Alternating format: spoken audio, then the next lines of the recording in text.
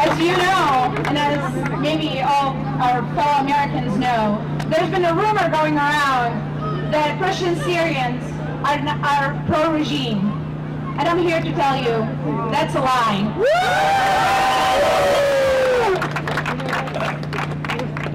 As you all know, some of you have lived for a big portion of your life in Syria, as I have, and we got along well.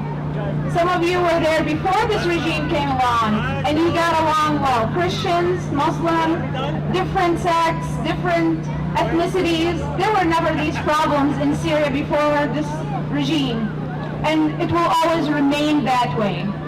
People getting along in Syria goes back in history to even before Christianity, before Islam, before anything. We were there a long time ago, and we're still here. 40, 50 years ago, didn't change anything. They can't tell you to get along if you don't already love each other and feel like you're a family. You can look at history. There's never been wars in Syria based on religion. Muslims and Christians never fought each other because of religious differences. They fought their enemies together.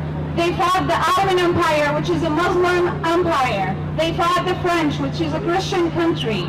If they cared about religion, would Christian people be fighting France? Would Muslim people be fighting the Turks? No. So this regime doesn't tell you to get along. In fact, it's planting the seed of sectarianism among the people. And we shouldn't listen to them. We shouldn't let them do that. We're smarter than that. Syrian people have always enjoyed being able to be in the political process regardless of religion. I want to remind you all of somebody who was a prime minister of Syria back in the 30s, then later in the 50s. Somebody with the name Faris al-Khoury. Does that sound like the Syrian people care about religion when they choose who they them? Not to me. This regime is bad for everyone, and I want to remind any Christians who think it's protecting them, it's only protecting the people that listen to them, that do what they want. There's been a lot of Christians who have been mistreated, killed, abused, tortured. There are many examples that we know and many that we don't know. A human rights activist by the name of Michel Kilo, who's Christian, was for a long time tortured by the regime.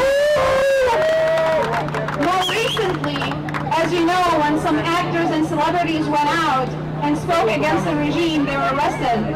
Among them is May Scap, who's Christian. A few days ago, a guy by the name of George Sabra was arrested from his house, was dragged by the security forces. George Sabra is a Christian. Does this sound like this regime is protecting Christians? No. So I just want to remind you all that Christians or Muslims, what we are is Syrian first.